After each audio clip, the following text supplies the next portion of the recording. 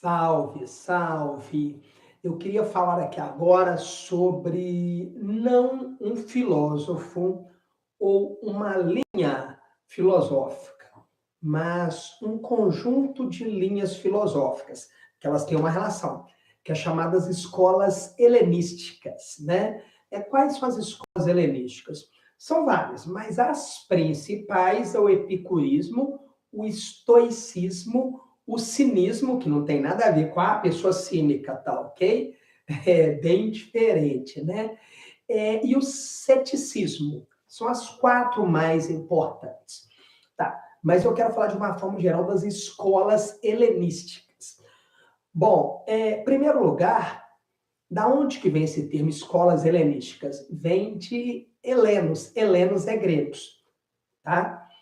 O helenismo, né, falando um pouquinho de história, que nós vamos falar um pouco de história, de filosofia, de terapia. Então, vamos lá. O helenismo é um período da história da Grécia. Os gregos eram chamados de helenos porque a região que eles viviam era chamada Hélade. Então, eles eram helenos. O período helenístico é um período da história da Grécia que a Grécia está em declínio. A Grécia foi dominada, tá, pelos macedônicos. Já ouviu falar do Alexandre o Grande? Pois é, ele dominou toda a Grécia. Não ele, o pai dele, mas ele herdou o império do pai, então ele. E Alexandre expande esse domínio até o Oriente. Então, o período helenístico é o momento que a cultura grega se mistura com outras culturas, com a cultura oriental. Você tem uma expansão da cultura grega e ela vai se misturando com a cultura oriental. Isso é muito importante, porque até então a filosofia ela estava centrada na Grécia e agora ela expande, tanto que nós vamos ter dentro do Império Romano, dentro da Itália, do Oriente Médio, pensadores de escolas filosóficas que nós chamamos de helenísticas, tá? Ou de helenismo. Bom, mas vamos lá. Dada essa contextualização rápida do que é escola helenística, em qual momento histórico isso está acontecendo, né? Então é ali por volta do século IV antes de Cristo para frente, né? Então o que as escolas helenísticas têm de importante para nós? Porque a nossa ideia aqui é tratarmos filosofia com terapia, mais precisamente com psicoterapia. As escolas helenísticas elas têm um ponto interessante. Elas são escolas de como viver bem. É uma filosofia, ou são várias linhas filosóficas, são filosofias que tratam assim, como é possível viver bem. Essa é a lógica das escolas helenísticas. Como viver bem. Olha só, enquanto nós temos outros momentos, outras linhas filosóficas anteriores que não estão discutindo isso, algumas igual, por exemplo, pensamento socrático, até discute o homem, mas não é como viver bem, são valores do homem, né? Tem uma aula sobre Sócrates aqui, onde que eu falo disso, da importância do Sócrates. As escolas helenísticas falam assim, como viver bem? E aí tem um termo que é comum a essas escolas. O termo grego é ataraxia. O que é ataraxia? Uma palavra grega que para nós seria traduzido como imperturbabilidade da alma. Ou seja, o que essas escolas dizem? Para vivermos bem, a alma ela tem que estar tranquila, sem sofrer perturbações, né? Ela tem que estar tranquila, né? Imperturbabilidade da alma. Bom, e aí o que é interessante pensar, né? Você pode falar assim, mas assim, é possível a gente não se perturbar, não se incomodar? Depende muito, né? Na sociedade ocidental isso é bem mais difícil. Mas você tem culturas orientais, e por isso que eu comecei falando, que é uma fusão da mentalidade grega, de pensamento grego, de uma filosofia grega, com cultura oriental. Na cultura oriental, isso é uma coisa que é considerado um objetivo alcançável, que pode ser alcançado, não é?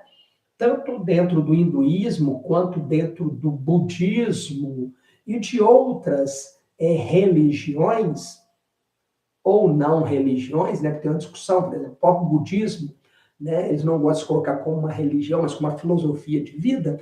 É muito comum acreditar que você pode, através de trabalhos de meditação, se acalmar sua alma, se serenar ela, você colocar ela em estado de repouso absoluto, sem perturbações. Então, na cultura ocidental, isso é um pensamento, é uma ideia muito difícil de nós aceitarmos. Mas na cultura oriental não é uma ideia tão difícil de ser pensada, imaginada. A possibilidade para os orientais ela é real. Então, volto. Por isso que eu disse que o período helenístico é essa fusão entre o pensamento ocidental grego com o pensamento oriental. Então, a ideia é de imperturbabilidade da alma. E vamos lá, olha que interessante, hein? Em certa medida, né? Claro que aqui eu estou fazendo um paralelo, ele nunca falou isso, mas Sigmund Freud, que é considerado o pai da psicanálise, uma das linhas de psicoterapia.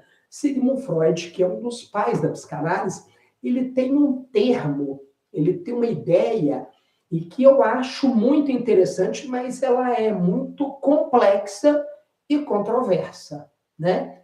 Sigmund Freud fala que nós buscamos um retorno ao inorgânico. Ele fala que nós temos uma tendência, nós seres humanos, a buscarmos um retorno ao inorgânico. O que é o inorgânico? No momento que nós não sentimos nada. Porque vir para esse mundo é sofrimento, né? O simples parto. Quando nós saímos de dentro da barriga da nossa mãe, aquele lugar gostoso, quietinho, confortável, temperatura sempre a mesma, alimento ali, saímos para o mundo, chegamos ao mundo, é um trauma. Você está rompendo, corta-se o cordão umbilical. Já pararam para pensar sobre isso? Né? Tem uma brincadeira que fala assim: se chegar na vida fosse tão bom, se nascer fosse tão bom, nós nasceríamos rindo e não chorando.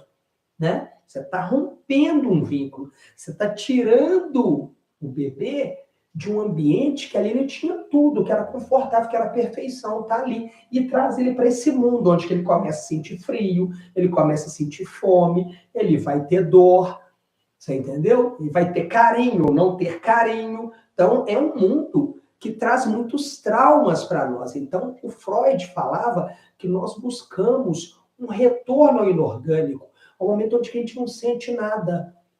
Porque sentir é doloroso, né? Sentir está relacionado com traumas, com dores. Nós buscamos isso, um retorno inorgânico, no momento que a gente não sente nada, a paz. Em certa medida, eu não estou dizendo que Freud se inspirou nas escolas helenísticas, mas em certa medida, nós vamos pensar que eles estão falando da mesma coisa, né? Porque a ideia da ataraxia é isso, é você se livrar desse sofrimento, desses traumas, dessas tensões, vou colocar dessa forma, que é um termo que Freud usa, das tensões da vida. Você se livrar disso, né? Claro que Freud fala outra coisa, trabalha com pulsão de morte, né? As escolas helenísticas não necessariamente falam disso, que a gente está buscando é a morte, não, é viver aqui sem tensões. Mas olha que interessante como que as escolas helenísticas, duas coisas, têm uma certa relação, né, com esse pensamento freudiano de retorno ao inorgânico, mas para além disso. Vamos pensar, qualquer linha psicoterapêutica que você busque, quando você busca terapia, seja ela qual for, o que você está querendo?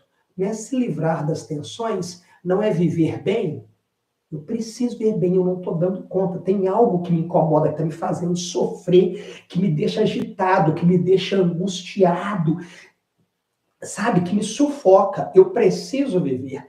A função da terapia, qualquer que seja a linha psicoterapêutica, não é isso? Vamos ser honestos. Não é você viver bem, você estar bem. É o que justamente as escolas helenísticas estão falando, a filosofia do viver bem. Só que para eles, viver bem é isso, é sem perturbações da alma, sem perturbações da mente, uma mente tranquila, serena, equilibrada. Olha que interessante isso. Eu quero gravar mais alguns vídeos sobre as escolas helenísticas, falando especificamente, por exemplo, sobre o epicurismo, o estoicismo, que aí eu vou pontuar algumas coisas mais específicas deles. As escolas helenísticas, de uma forma geral, têm a ideia da ataraxia, imperturbabilidade da alma.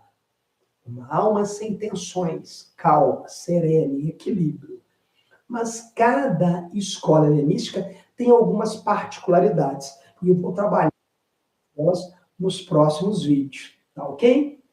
Então, até os próximos vídeos para a gente aprofundar um pouco mais nas escolas helenísticas.